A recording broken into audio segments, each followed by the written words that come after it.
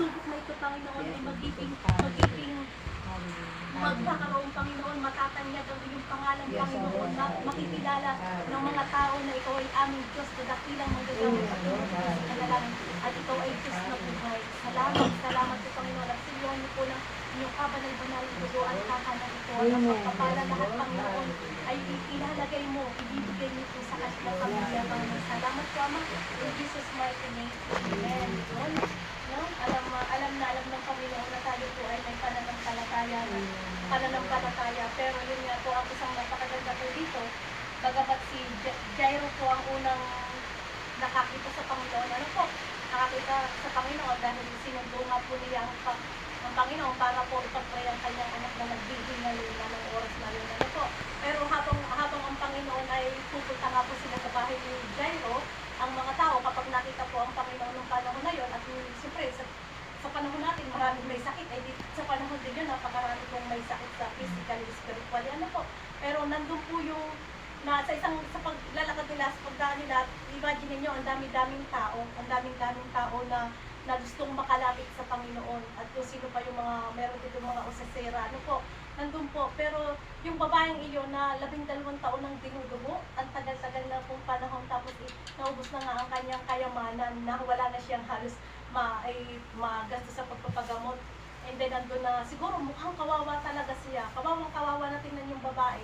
Tapos yun nga na, nung nalaman niya na naroon ang Panginoong Jesus, anong ginawa niya? Siguro ang Panginoong Jesus ay naroon sa ganyang tapat, tapos ang daming tao, tapos wala nga siyang magagawa na kung paano makalapit. Pero ano pong ginawa niya? Gumapang po siya, kahit sa paggapang na yun, at nandun po talaga na nabuo sa puso niya, dahil hindi siya napagaling ng doktor, kahit lahat na nga ng yaman niya, binayad niya sa mga maggagamot ng panahon, hindi siya mapagaling.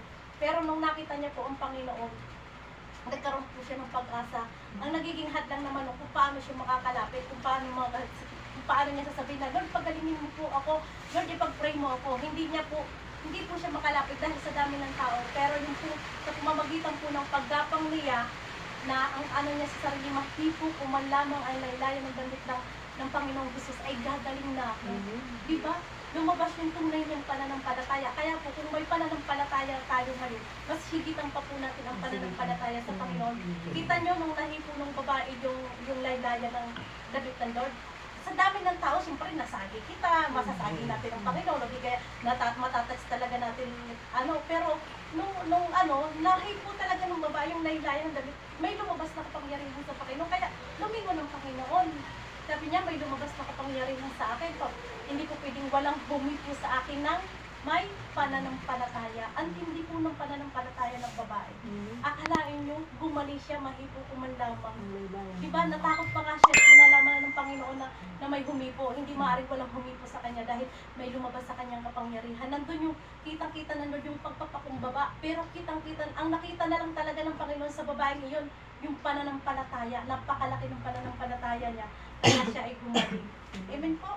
Kaya yun po ang isang karagdagan para sa ating lahat ng mananalangin, lalo na kay Cherry Ann, yung pananampalataya talaga. Yung Lord ay nasisiyahan na sa pananampalataya mo, pero ang gusto lang yung talagang magpapaw, umagos. Kasi ginagamit ka ng Lord na alam mo, sa tuwing aawit ka doon, ay grabe yung hindi mo lang alam, umaagos yung pananampalataya. Napapadaloy ng Panginoon yung power, yung presensya ng Lord sa pamamagitan ng pag-awit ni Cherry Ann. Ang Lord ang mataas sa buhay niya. Tapos yun nga, yung anak ni Jairo, na sabi may dumating na tauhan or kamag-anak ni Jairo na sabihin na wag nang pumunta ang Panginoong Jesus doon kasi wala na rin naman ang bata, patay na, bakit ba maaabala pa ang Panginoong Jesus? Pero hindi, ang sabi ng Panginoon, hindi pupunta tayo dahil ang bata ay hindi patay, kundi natutulog lamang siya. Anong nangyari nung siya yung pumunta na doon? Di ba pinagtawanan lang po siya ng mga tao doon na bakit ka pa pumunta dito, wala na nga ang bata. Pero ano sabi ng Panginoong Jesus sa mga tao? Sabi, hindi patay ang bata, natutulog lamang siya. At sino ang isinama ng Panginoong Jesus sa loob? Di ba 3 yata silang isinama? Nandun, ibig sabihin yung mga sinamang iyon, naroon ang pananampalataya din ng mga iyon. Ibig sabihin, makakilos talaga ang kapangyarihan ng Panginoon na ang batang iyon ay muling mabubuhay. Kaya nung ipinag-pray ng Panginoon, nabuhay siya. Kaya yun po, Napakabuti po ng ating Panginoon. Ang Panginoong Hesus po ay hindi po natatapos ang kanyang pagpapagaling. Lagi pong nagpapagaling ang Panginoon sa mga taong may tunay at gininto ang pananampalataya. Iyon po ang ano ng Panginoon. Ang pananampalataya natin ay higitan pa ng pananampalataya natin. Nandun si ano, kaya yung po, Charian, ang ano ng Lord, higit pang pananampalataya. Naliligayahan na ang Lord, pero kung ang pananampalataya mo mas itataas mo pala.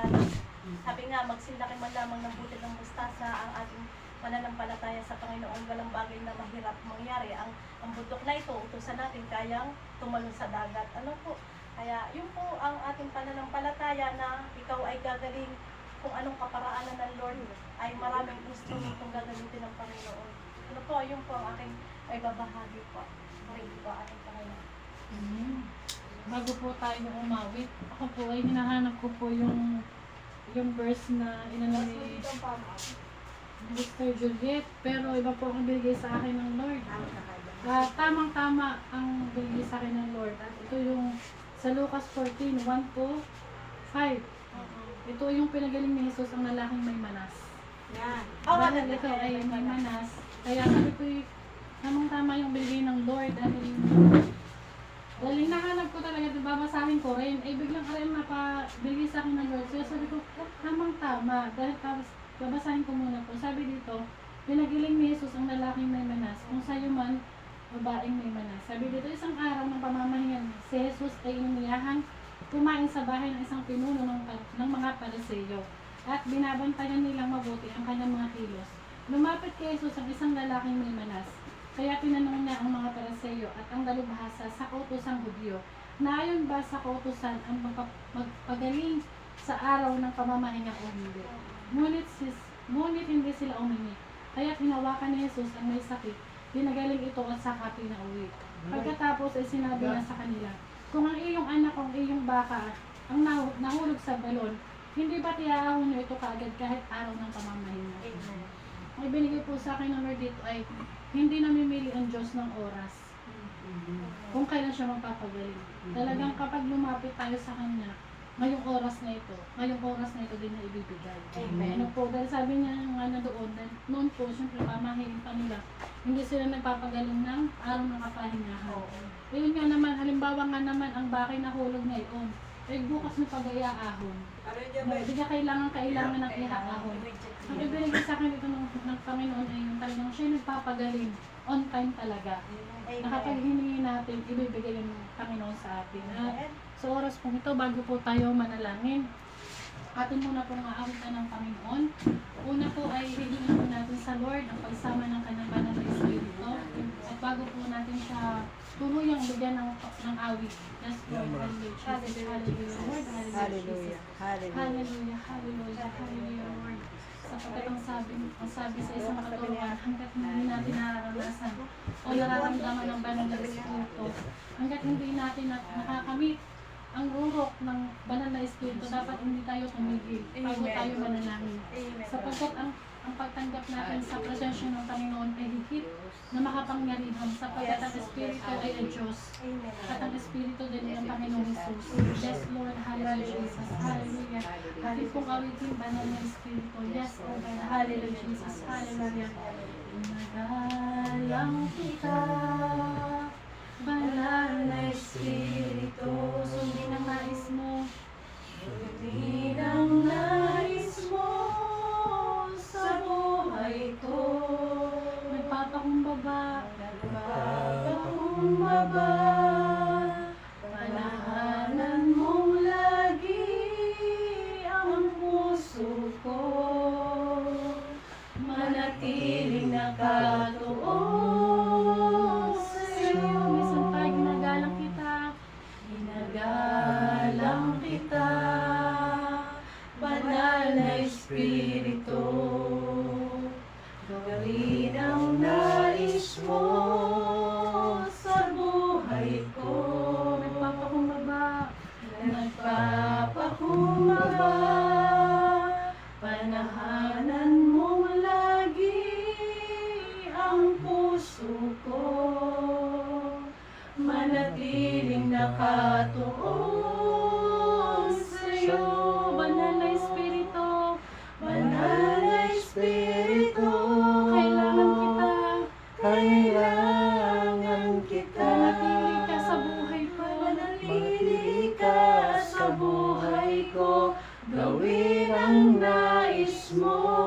Banal na Espiritu, minamahal kita. minamahal kita. Ikaw lamang, Ngayon yun at kailanman. Banal na Espiritu, Banal na Espiritu, kailangan kita. kailangan kita. Manatili ka sa buhay ko, gawin ang nais mo. Banal na Espiritu, Minamahal kita. minamahal kita. Ikaw lamang, ngayon at kailanman. Minsan pa ginagalang kita. Ginagalang kita. Banal na Espiritu, Gawin ang nais mo. gawin ang nais mo sa buhay ko.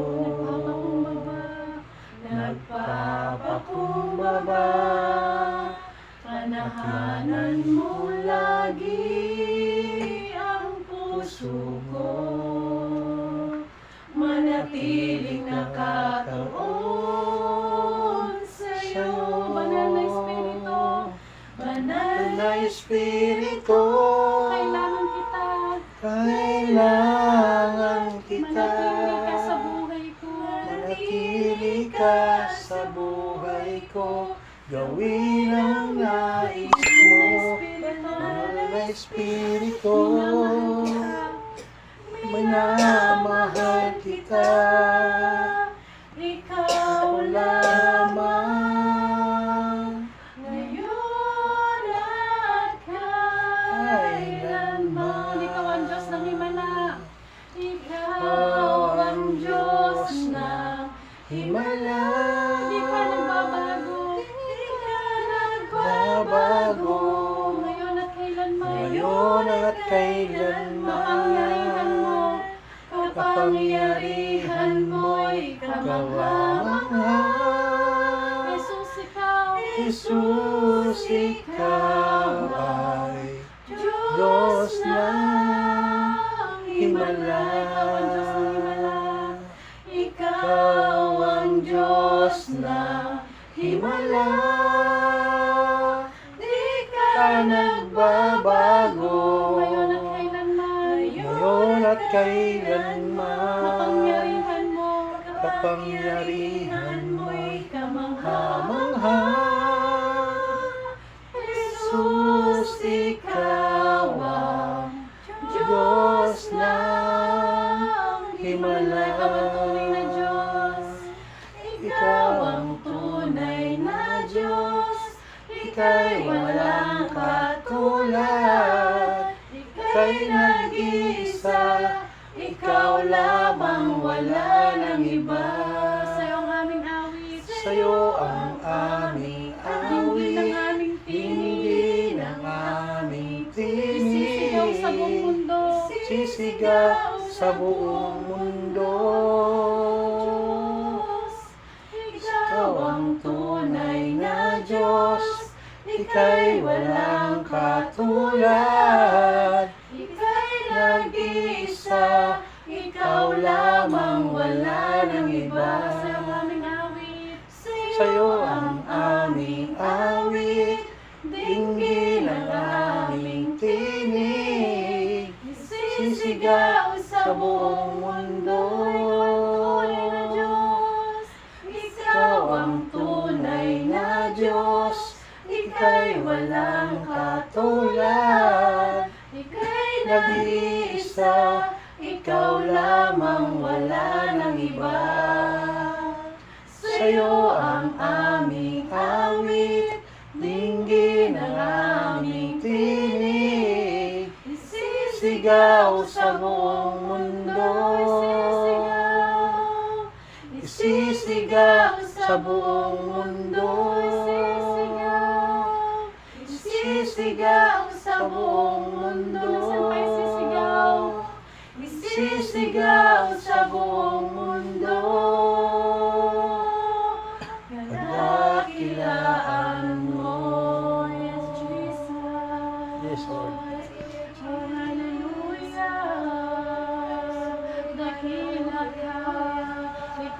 Diyos na himala. Ikaw ang tunay na Diyos. Hallelujah, Jesus. Hallelujah. Hallelujah. Hallelujah, Jesus. Hallelujah. Ikaw ang Diyos Yes, ng oh himala. God. Yes, Jesus. Nasa oras na ito, Diyos, tunay nga po Panginoon, na magmula po sa ikatong langit na iyong kinuupuan, Panginoon. Ikaw po ay patuloy na lang babantay. Yes. Ikaw nga po, Panginoon Jesus, ay nakatungkay. Yes, Dito Lord. po sa aming Pangsusugat at ikaw po ang iyong banal na Espiritu ay nasa aming kalagitnaan. Yes, Tunay nga po, Panginoon, na kung wala ka sa aming mga buhay, wala po kami magagawa. Yes, Lord, God, Lord. Nandito po kami, Panginoon Jesus, o Lord, basin mo po, Panginoon Jesus, kung ano po yung aming mga pangangailangan, kung ano po yung aming samod na namin sa iyo, Panginoon Jesus, Lord, Lord, natunay nga po, O Diyos, na pinangako mo po, Panginoon Jesus, sa iyong mga anak, na kung kami po ay patuloy na mananalig at mananampalataya sa iyo, Panginoon Jesus, Lord, at wala po kaming tatawagin kung hindi ikaw, Panginoon Jesus, ang lahat po ng pangako, Panginoon Jesus, ay diringgin mo, at ang lahat ng pangako, Panginoon Jesus, ay ibibigay mo po, at magkakaroon sa iyong mga anak, Panginoon. Ama, sa oras na ito, Panginoon. Nandito po kami, Panginoon. Patuloy, O Diyos, na humihingi sa iyo, patuloy, O Diyos, na humihiling sa iyo, Panginoon, in the mighty name of Jesus, O God. Sa kapangyarihan po ng iyong bugtong na anak na si Jesus na napako sa krus ng Kalbaryo, Panginoon, God. Natuloy nga po, O Diyos, na dahil sa kanyang mga lakay, Panginoon, God, O Lord, sinabi mo po, Panginoon, God, na sa kabila ng kanyang mga latay, yun na pong pinagaling kami mga sakit karamdaman in the mighty name of Jesus, O Lord God. Ama, sa oras na ito, Panginoon God, tunay nga po, Panginoon God, na mararanasan po namin ang iyong kapangyarihan sa oras na ito. Ibababa mo po ang iyong kapangyarihan sa oras na ito, Panginoon God. Tunay nga po, Ama, Panginoon God, na hindi po maiksi ang iyong mga kamay, Panginoon God. Tunay nga po, O Diyos, na iuunat mo po ang iyong mga kamay upang hipuin, haplusin, O Diyos, ang buhay po ng aming kapatid na yung anak na ito ni Sister Cherry and in the mighty name of Jesus, O God. Batin mo po, Panginoon Jesus, O God, ang kanyang pangangailangan, O Diyos, O Panginoon. Tunay nga po, Panginoon God, na sa kanyang sakit karamdaman, O God, wala nga pong imposible sa iyo. Ang lahat ay kaya mo pong gawin in the mighty name of Jesus, O God. Maging sa pagdali po ng kanyang mga dugo, Panginoon God, in the mighty name of Jesus, O Panginoon. Ikaw po, O Diyos, ang nakakaalam, Panginoon God, sapagkat ikaw po yung lumikha, ikaw po yung nagbigay buhay sa kanya. Panginoong Jesus, O Lord, wala nga pong may tatago sa iyo. Wala nga pa, lahat ay hayag at lantad sa iyo, Panginoon God. Ama, sinabi mo din po sa iyong mga salita, Panginoon God, na kung kami po may pananampalataya na sinlaki ng buti ng mustasa, Panginoon God, ano man po yung hilingin namin sa ito, ipagkakatiwala mo po na may din po, Jesus, ang mga makapangyarihan sa lahat. Sa oras na ito, Panginoon God, sabi po namin, pinagkakatiwala ang kanyang buhay, Panginoon God. Niya pong buong pagkatao mula ulo hanggang paupo, Panginoon. Tang ikaw lang po ang nakababatid kung ano po yung kanyang sakit karamdaman, kung ano po yung kanyang nararanasan in the mighty name of Jesus, O Panginoon. Kung paano po pinagaling ang may sakit karamdaman, Panginoon, noon, ngayon, pakailanman, Panginoon, ito po aming katilang magagamot, Panginoon. Ama, sa oras na ito, Panginoon, batid mo po, Panginoon, kung ano po yung kanyang nararanasan, ikaw ay tulong si Jesus sa mukha ng Lord. Hindi nga po nagtagumpay kung suslugan na mailipat po yung kanyang pistola in the mighty name of Jesus dahil may dakilang plano ka sa kanyang buhay. May gagawin ka nga po sa kanyang buhay. May himalang gagawin ka po sa kanyang buhay in the mighty name of Jesus o mga Lord. Tunay nga po, Panginoon, na sa aming kalagitnaan, O Diyos, ay nandun po yung iyong pagpapagaling, nandun po yung kanyang mararanasan po niya, Panginoon, ang kagalingan na magagaling po sa iyo, Panginoon, sa pagkatunay nga po, O Diyos, O Lord, na patuloy na gagamitin mo po siya, mightily, effectively, victoriously, and fruitfully, Lord, at sa iyong gawain, Panginoon, Lord. Tunay nga po, O Diyos, na ang pamilyang ito, Panginoon, ay tinawag mo po, hinihila mo po, Panginoon, Lord, upang maglingkod sa iyo, na mighty name of Jesus, O Lord. Maging ang kanya pong brother, husband po, Panginoon, ang kanya pong mga biyanan, O Lord, tunay nga po, Panginoon, na batid mo po, Panginoon, ang kanilang mga puso, Panginoon, Ama, sa oras na ito, sa pagkakataong ito, Diyos. Wala nga kung hindi ka kayang gawin. Sugat ng damay ni Jesus. Salamat po, Panginoon. Salamat po, Panginoon, sugat sapagkat sa oras nito sa pagkakataong tulugan in heaven, Lord, inaangkin na po namin ang katagumpayan, inaangkin na po namin ang kagalingan, pangsuslugan. Ikaw po, pangsuslugan. Ikaw na po ang bahala sa kanyang buhay, pangsuslugan. Wala po kami magagawa, pangsuslugan, sapagkat ikaw may kapangyarihang magpagaling in the mighty name of Jesus, O Lord. Nandun po yung kagalakan namin in the mighty name of Jesus, na lagi po namin siyang makakasama sa iyong gawain in the mighty name of Jesus. Ano po yung ministeryo, ano po yung ministry mo po sa kanyang buhay po susulugan. Yes, O God, O God, Lord. Nandito po siya ang susulugan in the mighty name of Jesus. Handa po siyang sumulit sa iyo ang susulugan in the mighty name of Jesus, O God, Lord. Amang makapangyarihan sa lahat, O God, Lord. Tinawag mo po siya, Lord. Pinigin mo po siya ang susulugan upang ito'y papurihan. Halupan ka ng mga papuring amin in the mighty name of Jesus. Amang makapangyarihan sa lahat, O God, Lord. Paano nga po siya magpupuri sa iyo kung siya po ay may sakit karamdaman in the mighty name of Jesus. Amang makapangyarihan sa lahat, Lord. Ito po sa kanya pang Diyos, Lord. Pagkagala sa kagalingan, ang kagala ka sa kanyang buhay sa patuloy mo ako magaling natin, Lord. May pagkakaloob po sa kanya ang kalakasan, pangsuslugan. Ganon din po na lagi po makikita po sa kanya yung buhay na patutoo, pangsuslugan. Siya po yung magiging sa buhay na patutoo, pangsuslugan, na walang itataas kung hindi ang iyong pangalan niya may nalibag. Sapagkat ito po yung nais mo po sa iyong mga anak mo, Lord. Na ikaw ay maparangalan, so ay taas ang iyong pangalan, Lord. Dahil ikaw ang Diyos na nagpapagaling, Lord. Kaya Lord, ikaw ang Diyos na magkilala. Ikaw ang Diyos na takila. Ikaw ang Diyos na may nikha ng lahat ng bagay dito sa mundo. May hiningaman ito, wala ko pa, Lord. Ama, sa oras nito sa pagkakataong tuloy siya. Sa iyo po namin yung nakakatiwala sa atin. Wala po kami gagawa pa sa sigaw, Lord. Pakabalutin mo nga po, O Diyos, na yung kabanang-banal ito po ang kahanap na susuligan. At patuloy na sakluban ng iyong malabay na pakpak sa susuligan ng heaven, Lord. Na sa bawat gawa po ng kanilang mga kamay, na doon po yung pagsamong po ang susuligan, na doon po yung pagpapalay, na may sinunod Jesus. Na sa bawat nandasin po ng kanilang mga pay, nandun po yung pag-iingat po sa in heaven. Sapagkat sinabi mo po sa iyong mga salita, your words is a lamp unto our feet and a light unto our path po ang susulugan. Tunay nga po, Diyos, na iyong mga salita ay tanglaw pang susulugan sa aming pong buhay na tinatahak pang susulugan in the mighty name of Jesus. Lagi po ikaw ang ilaw, ikaw po ang tanglaw, ikaw po ang magamutan pang susulugan, sapagkat ikaw po ang aming yaman, ikaw po ang aming buhay pang susulugan, ikaw po yung nagbibigay buhay sa amin pang susulugan. Kaya nga po, Panginoon, sa oras na ito, sa pagkakataon, tulad ka.